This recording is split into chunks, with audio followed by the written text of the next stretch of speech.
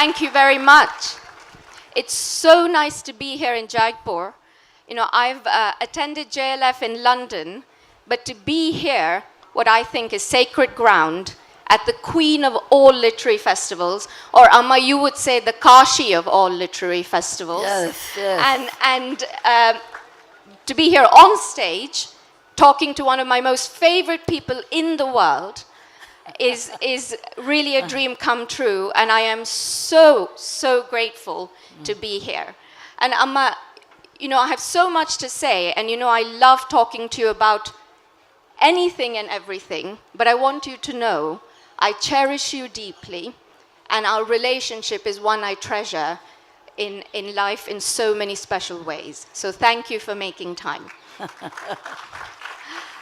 So my mother and I, we both lead busy lives. We don't find a lot of time to talk. So when you get us together, we could go on for hours and hours, but we have about 45 minutes. So I had to get my mind to really focus. And I thought, well, what are some of the things we like talking about? And I think books and reading is something we have discussed from when I was a little girl. You introduced me to books. We talked about books, and we both love stories. And you're a great storyteller, we all know that. But I think books do something else. To me, the books you introduced me to, and reading introduced me to life's values. How do you read a book and take away something so special from it? And to me, what I take away from books, from some of the books, are some of life's most valuable lessons. So I thought today we could use the time we have together to talk about books and talk about values. Do you think that's a good plan, Amma? Yeah, good morning to everyone. It is not a mother-daughter appreciation club. Okay? You should be much more than that, because I'm sure all mothers love their daughters. All fathers love their son. Okay? Anyway, so we will have something meaningful discussion.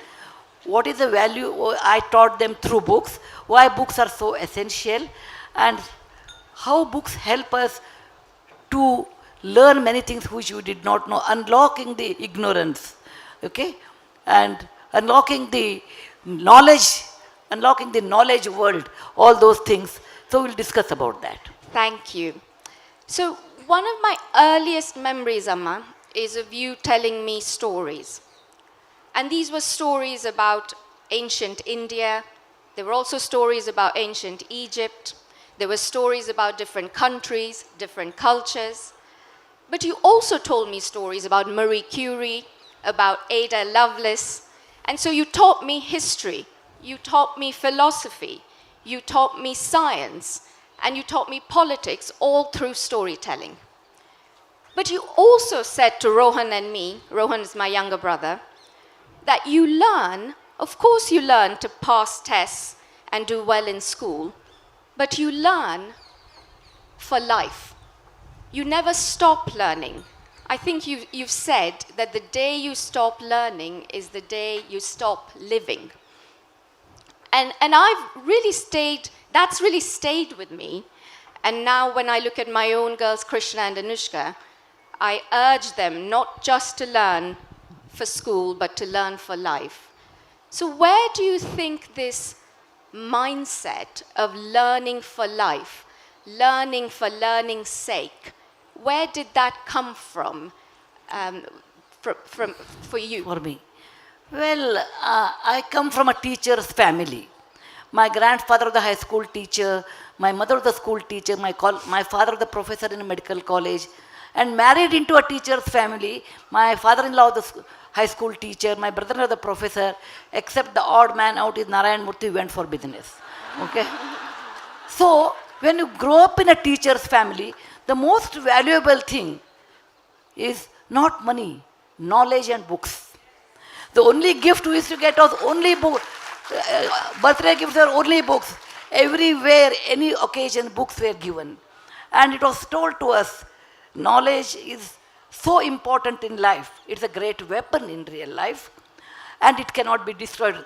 Like, I can lose translation, I can say that it is cannot be destroyed, it cannot be, it cannot be hidden, it cannot be bought in the market. It is like how in Gita says, how you should be. Dukkhesh anudik manaha sukheshu gata spruha vita raga bhaya krodha. They say, I used to tell, knowledge is most important thing in life, and you have to learn that you have to have that through books. And that is the reason I grew up with books, not with lot of money, but lot of books. And I realized its power, and I passed it on to you. And Rohan, love books. They are your constant companions. They are your never failing friends. And they will teach you a lot, opening the vast garden of knowledge. And that's absolutely true, because in our home, my mother, you have a library dedicated to history and literature, and my father has a library dedicated to science and computer science particularly. Science and technology. And Rishi and I, as we economics. As we have planned our own libraries, they're a mix of all of these different subjects. So you're absolutely right. Books are the greatest treasures. And I'll talk about a book that, or a series of books that I remember that signify to me this deep love for learning. And it's The Story of Civilization by Will and Ariel Durant. And there are nine volumes in the collection. And they're bright, they're vividly colored. And when I was a little girl, before Google and all sorts of fancy technology was around, those were my reference books. So I loved it when school gave me a project, because I could delve into these books, I could get lost in these books. And that's where where I learned about the Renaissance. That's where I learned about faith and religion. That's where I learned about ancient Egypt, and I continue to be fascinated by Egypt. So even today, I have those reference books because they remind me of a time gone by, but they also remind me that learning and reading is not just something you do because you have to, but because it's actually a joy. Is there a book, Amma, from your vast collection of books that you've authored that reminds you of this value of love for learning? Yeah. I penned a book by the name How I Taught My Grandmother to Read. In real life, whole generation has left that because it was a textbook. No, I'm sure. Okay. One of the reasons, I and Akshata, we have a common interest, one person. Both of us like him a lot. We read extensively his books. That is William. Where are you, William? We are extremely fond of William. Both of us. Okay, we may differ in other things, but when it comes to William books, we page by page we argue, read, and we do that. Thanks, William, bringing such beautiful books. So my grandmother was 62 years old. I was 12 years old, and she did not know the alphabets in Kannada, and she told me, I want to learn Kannada. That's my mother tongue, our mother tongue. And I said, gee, you are old, how can you learn? She said, for learning age no bar. For learning age no bar, I want to learn. And I taught her. In traditional Indian family, we touch feet of elders. And when she learned, I was a very strict teacher because I got that power to, to teach someone who is much older than me. Read, write, recite every day, 3 hours. And poor one, she learned in 3 months. And then, to my surprise, when she started reading book, she came and touched my feet. I was shocked. I said, how an elderly person can touch my feet? And she told me a beautiful sentence, Gunasthanam nachalingam namayam. That means, whosoever taught me a single word, who unlocked this knowledge to me, and that person is my teacher. Oh teacher, I salute you. Okay? That is what I learned from my grandmother. Whosoever teaches you, he is or she is your guru. So I wrote this, How I Taught My Grandmother. It's a real life incident. No masala. Right from heart to my hand. And Amma, you have told me that story so many times growing up. Yeah. And remind us what your grandmother's name is. My grandmother's name was Krishna. And as you know, your eldest grandchild is also called Krishna. Because of that. To represent this continuity of love for learning. So thank you for sharing that. Thank you. The next value that's really important in our family is this concept of service and duty. You know, again, from when I was a little girl, and both Rohan and I, you raised us to really understand that when you live in a community, you give to that community. You're involved in that community in some way, where you don't give for benefit, but you give because that means something to you and to the people you live with. And you've done that from a very young age. You know, when I was little and and it was my birthday, you would say, happy birthday, which was great. But then I was never allowed to have a birthday party because you would take that money and give it to a charity of my choice. And as an 8-year-old, I thought, no, that's not nice for me at all. But you were actually laying the foundations of service back then. But I used to give you samosa and fruity to all your friends. Okay. The basics. And you know, when I look at my father, I look at you, Appa, I think you have also exemplified service in your own way, because through business and through your incredible work, you have shown the concept of corporate social responsibility. And you took that mantle on when it wasn't fashionable to do so, and when it wasn't mandated to do so. So you have both exemplified service in the most incredible way. And the other word, along with service, that's meaningful to me, and that was meaningful to Rishi, and still is to our family, is this concept of duty. You do your duty first, and you never worry about the results. So I wonder what you make of these two words, service and duty. Yeah, you know what I taught you in that, karmanne.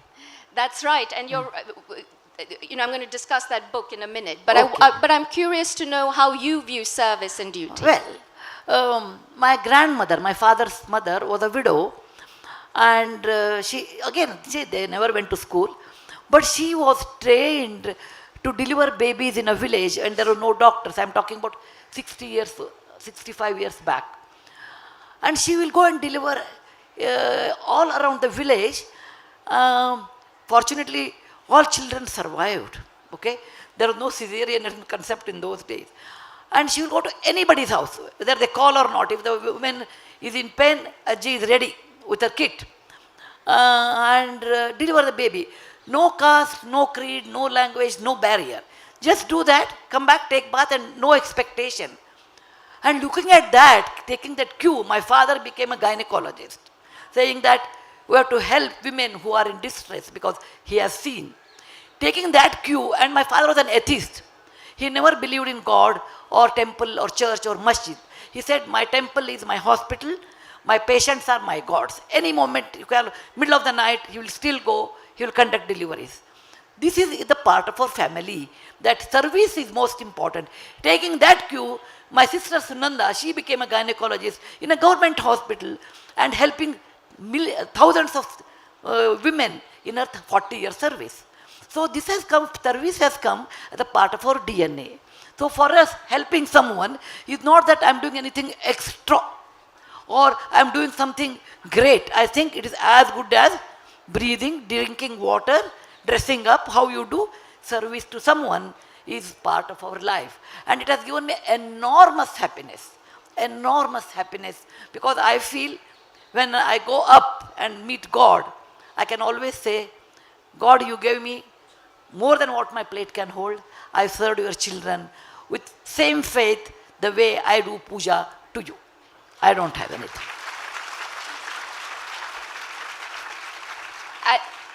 And Amma, there's one book and I think you and I will certainly agree on this one as well, which to me exemplifies this concept of service, but more so duty, and that's the Bhagavad Gita.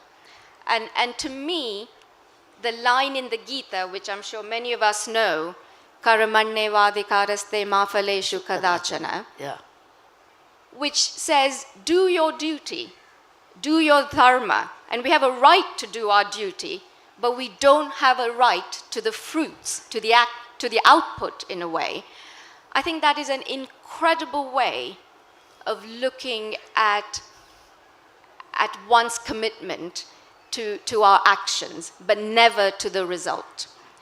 And Amma, you have a beautiful story, which I know, but I'd love for you to share, about a time when you served and when you did your duty and it transformed a group of people's lives. Can you share that book with us? Yeah. All people sitting over here don't think I'm promoting my books. Otherwise, also they are sold well. Okay. Okay. Actually, service is part of our life, and that is there in our family. I consider not Mr. Murthy as my friend, not as my husband, but as a friend. I always appreciate him. You have created a company. By that creation of wealth is a reduction in poverty. This is also a kind of service he has done to our country. One book I have written, every book has this, but this is a very favorite book of mine, 3,000 Stitches. I worked with the sex workers 20 long years. And I thought I will be able to change 10, but I could change 3,000 of them. And they made a quilt.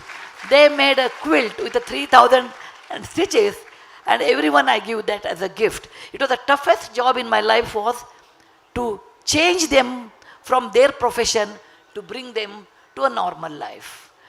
And that day when 3,000 of them changed, you know, I stood them on the stage like this in a village where all of them assembled. Suddenly I realized that my wish list is empty. I'm completely satisfied and I'm happy I could do this most difficult work. So this is a book where I describe my journey. They threw rotten tomatoes at me initially. They threw chappals at me. Sometimes I felt, why should I do? Then I remembered resilience, get up, do, because this is your duty. Let them insult you, but it's your duty. And then they realized what they did was wrong. But a sense of duty is very important to our family, and we have passed it on to the next generation. Thank you, Amma. And I remember you actually called me one day after you had this ceremony with the women, and you cried on the phone because you said, I have no other desire in life. And that's what I find is incredible, is for you, by doing good to someone else, your desires vanish. And I look forward to living that kind of a life thanks to your experiences. I hope one day you will also do such a great work helping others and feel my bucket list is empty. Because what a great satisfaction it is. Yes. It is not with Infosys shares. It is not with the gold. It is not with the land. It is not with anyone, anything else. It is the satisfaction within you that makes you confident, that makes you always happy. Nothing to do with the wealth. Thank you, Amma. So the next value, or idea even, is this concept of idealism. Now, I think you have quoted, Amma, that if you're not an idealist at 20, you don't have a heart. But if you're an idealist at 40, you don't have a brain. You've said that, yet you've raised Rohan and I to be idealists and not realists. And Rohan and I are in our 40s, and let me tell you, we are certainly idealists still. So unclear whether we have a brain or not. But in all seriousness, you've raised us to think purely, to act purely, to love purely. And that has stayed with us no matter what we've taken on, both personally and professionally. And so this concept of idealism, Amma, is that something that is truly just relegated to childhood? Or is that something that stays with you for some people, even in adulthood? Even at 74, I'm an idealist for that matter. And there was a session you didn't attend, the child within me. You know, it's not, if you want to enjoy your life, you should be simple and you should have pure values. You always enjoy. You're not, if you're worried about other things, they may increase or decrease. But this pure joy is from pure heart. I believe in that. And I told my children, first you should be a good human being. Then whatever you score in the examination, you score. Whatever you achieve in life, you achieve. But they are, for me, secondary. Primary is be pure in your heart. That means, this I learnt in House of Tatas. It's in a Parsi language actually, or a Zoroastrian language. What you think, that means your brain. What you talk, that's your tongue. And what you feel, that's your heart. And what you do, that is your hands. They all should be aligned. What I think different, talk something else. I talk something, I feel something else. I feel something and I do something else. Is not a human quality. And that's what I told my children. Be pure. Please get connected. 1, 2, 3, 4. That is for your own sake. You lead a good life. You lead a happy life. You lead a meaningful life. How do you define life? Okay, it depends on what you think. This is the way I define life to my both children. And something else, Amma, that's unique about you, and I think that's why you raised us to be idealists, is there continues to be a child within you, even at age 74. And I think that's just who you are. And that's probably one of the reasons you write these incredible children's books, because you relate to young people in such a fundamental, idealistic way. Yeah, because the child within me makes me to write children book. I can think like them. Okay? You know, when I think of idealism, there's so many books I could talk about, but I'm actually going to talk about romantic love, perhaps, when I think of this book. And it's Eric Segal's love story. And it explores the relationship between two people who met at college, much like Rishi and I did. And they came from very different walks of life. And they shared a pure, idealistic love. And you know, I'm a sucker for fairy tales. I'm a sucker for films and books with happy endings. But this book doesn't have a happy ending, without giving a lot away, if you haven't read it. But to me, Love Story really looks at the most pure form of love. And that's really stayed with me. Is there a book, Amma, for you that touches on this concept of idealism? There are many books, maybe Mahashweta? Yes. Yeah, I will tell. Or Mother I Never Knew, Mahashweta I will take. I wrote this book 40 years back. It's a girl who gets white patch, and she's rejected in a middle class family. She comes from a poor family, and how she realizes the strength of life, love for life, and how she comes out of it and achieves the peace in her mind, and professionally and personally she becomes extremely successful. And there is a last chapter in that book is A Wedding to Remember. It's a true story. I got an invitation one day and they said, you must come for a wedding, otherwise the wedding will be incomplete. I'm not a pandit actually to perform a wedding, and I'm a college teacher, so I did not know who are these people. But anyway, I'm adventurous. So I said, let's go and see who is this person.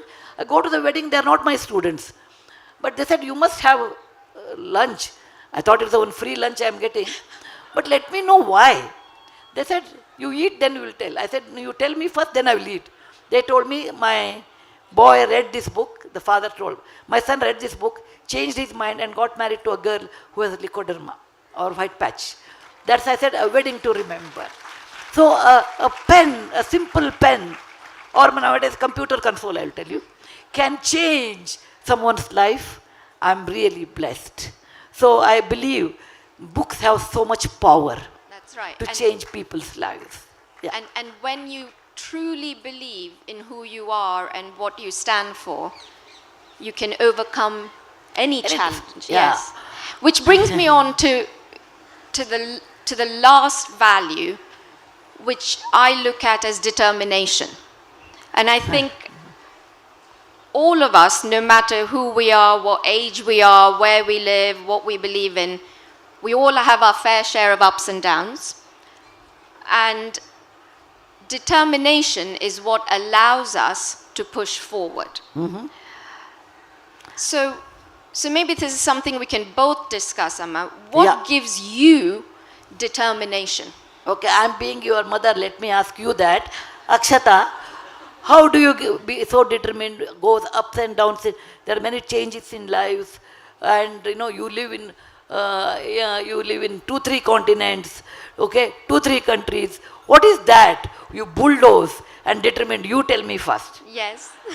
As a mother, I will tell you. As a teacher, I will tell you. So, no, that, and it's, there are so many moments I have had in life where you have given me that determination. So one of those is actually you, the strength that you give me.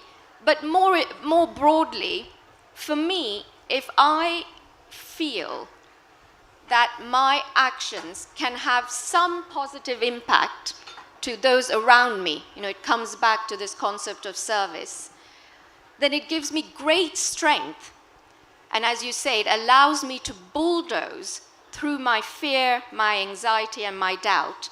Because ultimately, if I believe that my actions can have some small positive impact on those around me, then I feel strengthened and bolstered. So that's my source. And then I have seen you and Appa live out your life with utmost determination. And when that's role model for you, your whole life in different settings, that's all you know. And so I think it's really a combination of my ability to have impact combined with incredible role models in my life. But is there any book of which you have read where people undergo real life difficult situation, and you learn from that book as well? Because knowledge is not from one source. Yes. Like how ocean is never made up of only one river. Many rivers make the ocean. Same way knowledge, some of them you can see and learn, hear and learn, read and learn. With experience you can learn. Through books you can learn. Is there any book in your life which has given you to help your determination? Thank you, Amma. And I have 2 books I would love to share with all of you. One is a book by an author called Maggie O'Farrell, and she's and it's called Hamnet. And I came across it a few years ago, and it has the most beautiful cover. So they said never judge a book by its cover, but I really did judge this book because it had the most beautiful cover. But it's the story of, and it's mostly, it's historical fiction maybe with a grain of truth in it. And it's about Shakespeare's son, Hamnet. And sadly, we don't know a lot about Hamnet, but we do know that he died quite young. And he had a twin, Judith. But this book is about the death of Hamnet, and then the pain that Shakespeare and his wife, Agnes, undergo to lose a young son. And yet it ends in what I define as a story of resilience and determination, because Shakespeare comes out of this incredibly tragic time in his life and champions that same pain and tragedy into immense creativity. And in fact, the book alludes to the fact that perhaps Hamlet, which is one of his most famous plays, a tragic play even, was inspired by Hamlet's death. So to me, that is tragedy turned into creativity through determination and resilience. There's another book, and I think we've discussed this book, Amma, and both my mother and I, and now my daughters, Krishna and Anushka, we're all obsessed with historical books. And so this book is a British author. Her name is Alison Weir. And she writes, it's part of a series called Six Tudor Queens. And it's about a queen, the first wife of Henry VIII. Her name is Catherine of Aragon. And Catherine's story is remarkable because she grows up knowing that she will be the Queen of England. And she has a series of, again, tragedies in her life. Her first husband dies. She marries her husband's younger brother, Henry VIII. And they have numerous miscarriages and loss of children. And ultimately, she's unable to bear Henry, a male heir. And as a result, Henry upends the entire system and at the end brings about the English Reformation. But in the process, Catherine undergoes immense turmoil because she refuses to give in to what Henry wants her to give in to, which is to give up the crown, to give up on her marriage, and to give up on her beliefs. And the easiest thing for her would have been to hold on to her material goods and give up on her beliefs. But she stays resolute, she stays determined. And to me, that is a great example of someone. And in fact, she dies in quite a sorry state. But she, to me, she's a hero because she held on to her values and she was determined. And when I see, especially women, I'm particularly inspired. What about you, Amma? Is there a book, again, from your vast repertoire that spells determination and resilience? Well, not one book. There are many books because people change with age. When I was a young girl, my grandfather was a hero. Later, when I was in teenage, my father was a hero. Later, I became hero myself. I said, no, I have to learn with myself. It is not somebody, because everybody is human, they make mistakes. I must learn with my own ability. So you go on changing. There are series of books which have changed me. But there are some books which remained with me in my mind.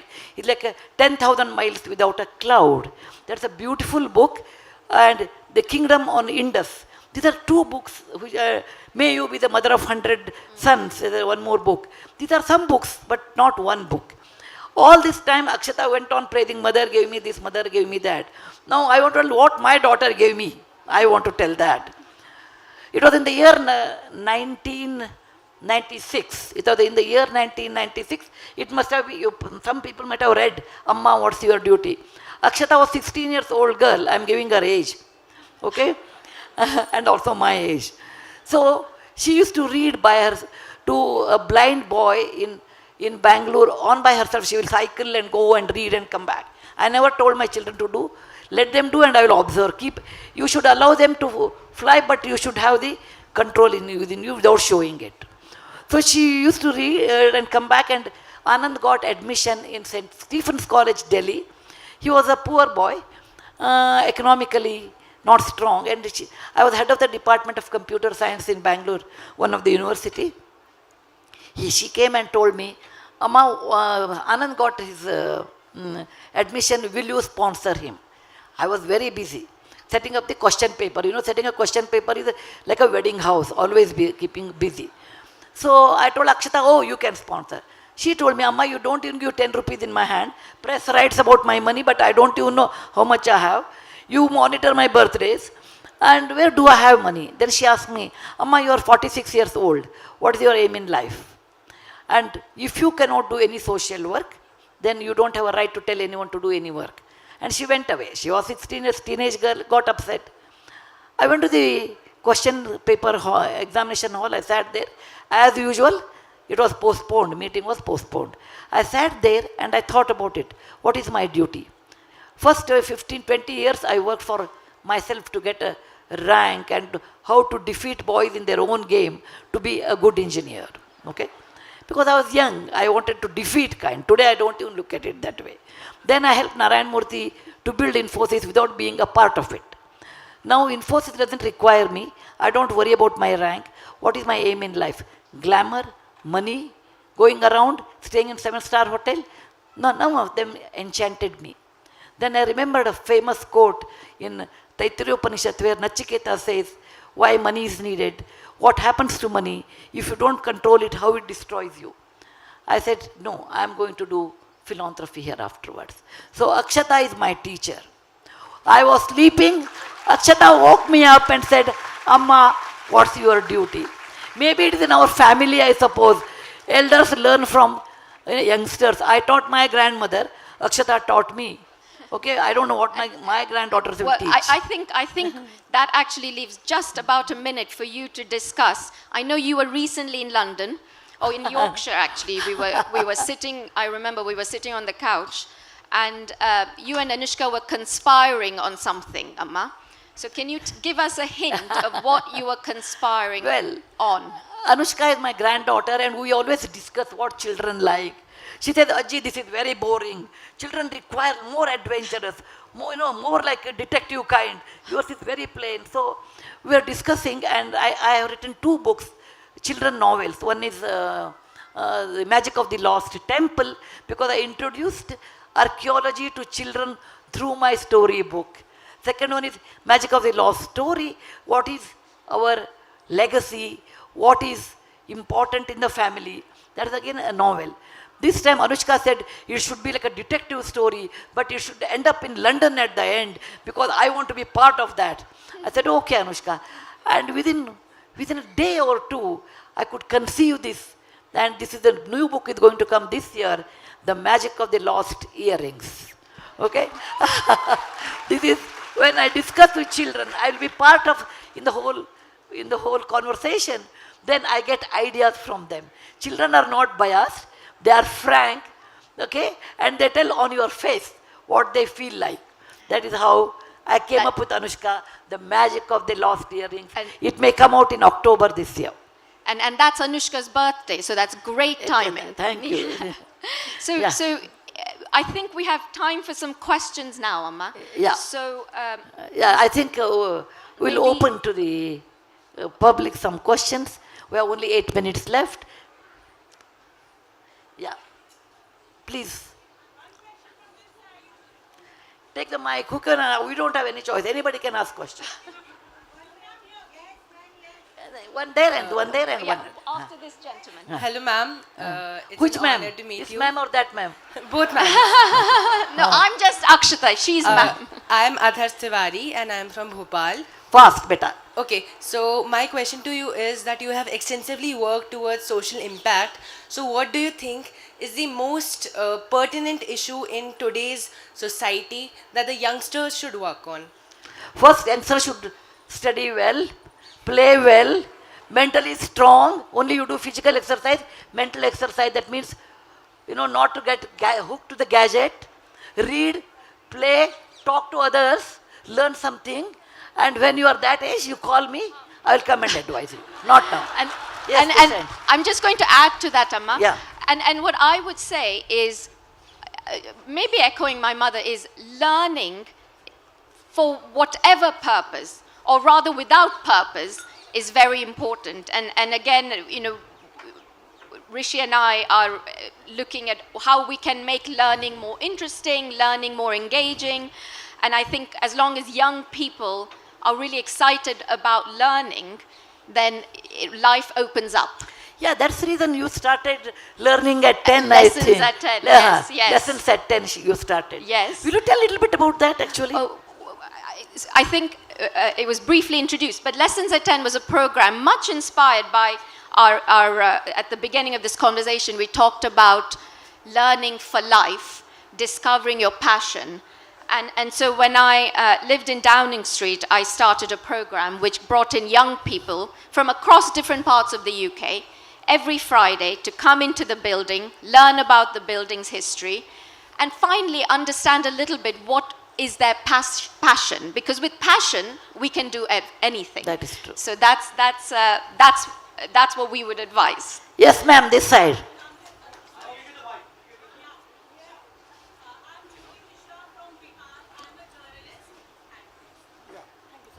A very good morning.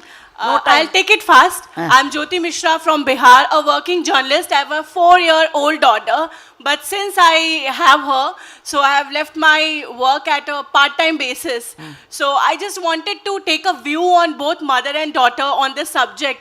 That being a mother, I feel guilty if I leave her. So what should I do? I mean, like taking my career to full swing again, or how? I mean, like मुझे एक जो बेटी है मालूम हो गया, उनका भी मालूम- view चाहिए and of a mother also. मालूम हो Thank गया? you so much. Yeah. Okay. You want to answer You or go should- ahead, go okay. ahead. Both Akshata and I left our careers when our children were born. I left my career and I was at home because this is my personal view. Children require you, boys require you up to 14 years. Afterwards, they are on telephone. Girls require you up to 12. After that, they are in teenage. They will come back to you after 19. Okay? So there are different formula. And this is a period where you can impact your children with your value system, what they want to become later. Okay? So I normally advise, take a break at that time and later you can always go back. Akshata, your view. The only thing I would add is you can have it all, but not at the same time. So that's been my philosophy, and that has served me well. It's an individual choice, but that is my choice. And that was her choice. Yeah. No, next. This side somebody. Yeah. No, 1 minute. I have only 4 minutes left. Yeah. Somebody. What about this Okay. girl? Children ask small questions, Akshata. Where is Gopi? Gopi is fine. Gopi has said bow bow to you. Okay. Next question. They will ask about Gopi, I know. Go ahead, please. Yeah. What inspired you to write books like these? Gopi? Yeah? Okay, I knew these questions. Because Gopi tells me in my ears his stories. No. I imagine, I interpret what Gopi does, and then I will write. I like children. I want to entertain you with all positive things. Hope, positivity, lot of jest in life, and always say, so what? Okay, something doesn't happen, so what? It doesn't matter. So that kind of attitude I want to give. So I write for you. Thank you, girls. Okay, elderly person, somebody. Yeah, this side. Yeah. Yes, sir. Yeah. Not much time left. Behind every successful woman, there's an understanding man. Okay? But when man becomes successful, it is not a woman behind him. When man becomes successful, a woman is along with him. But for woman, man is behind. For a man is along. Okay? And Hello, ma'am. And I'll just add that I think both you and Appa and Rishi and I are very much, we have worked in partnership. Yeah. And as you rightly say, it is an equal partnership, Amma. Who is the opening batsman, Akshata? It's me this time. Yeah. Okay, I can say it's me. Okay. Hello, ma'am. On fun side. Hello, It is- ma'am. 1 second. Fun side, because it is nothing who is opening, who is closing. We have to work together as a one unit with plus and minus, complementing each other. That makes life better, beautiful, and enjoyable. Thank you. Yes, next one. Hello. Yes. Whosoever. Yeah, please. Hello, ma'am. Kidhar hai aap? Either. I can stand. Okay. I am on wheelchair. Okay. Ma'am, Sorry, please you ask. have a inclusive bond in your family. Nowadays, technology is changing day by day. How can everybody can make a strong bond between each other in family? You have to share, you have to talk, you have to tell, okay? But we have to talk it out. Suppose you are not happy, if you must have, all of you must be knowing, if you are happy and clap your hands. If you are happy and clap your hands that way, you have to show it, you have to tell, you have to share. You may not agree, but you should not keep quiet. It is a word, which is the emotion which binds all of us. Yes, Akshata. And I would say, I have 2 teenage girls, and they have phones and they are quite busy. But I remember when we were growing up, you would say exactly this to Rohan and me.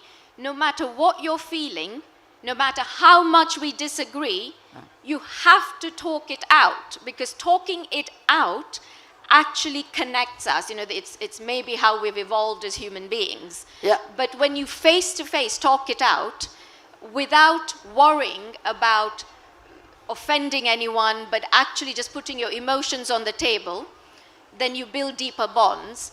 And the other thing I would add is, when talking through things allows you to have a similar kind of value system, and values bring people together. Yeah. Okay, Amma, 25 The last. seconds. Only 20 seconds are left. So, yes. Okay. Yes, बताइए जल्दी से. नहीं, question बताइए, हिंदी में बताइए, no problem.